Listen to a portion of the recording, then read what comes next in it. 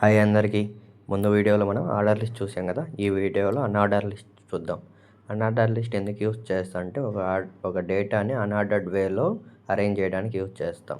Unorder లిస్ట్కి only ఒక attribute ఉంది, అది టైప్ అట్రిబ్యూట్.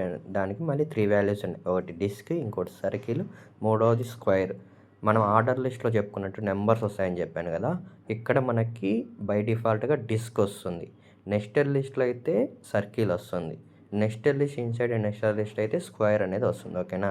డిస్క్రిప్టివ్ లిస్ట్ ఎందుకు యూజ్ చేస్తా అంటే దాన్ని డిస్క్రైబ్ చేయడానికి. లైక్ డిక్షనరీలో మనకి ఒక వర్డ్ వస్తుంది, దాని మీనింగ్ ఎలా వస్తుందో సేమ్ అలానే డిస్క్రిప్టివ్ లిస్ట్ అనేది వర్క్ అవుతుంది మనకి HTMLలో. సో మనం ఫస్ట్ మన DL ట్యాగ్ ఓపెన్ చేసి మనం దేని గురించి డిస్క్రైబ్ చేయాలనుకున్న ఆ టర్మ్ DT ట్యాగ్లో ఇచ్చి తర్వాత దాని గురించి డిస్క్రైబ్ చేయాలనుకున్న కంటెంట్ మొత్తాన్ని DD ట్యాగ్లో ఇవ్వాలి. లిస్ట్ లోపల ఇంకో లిస్ట్ ఉంటే నెస్టెడ్ లిస్ట్ అంటారు. ఓకేనా.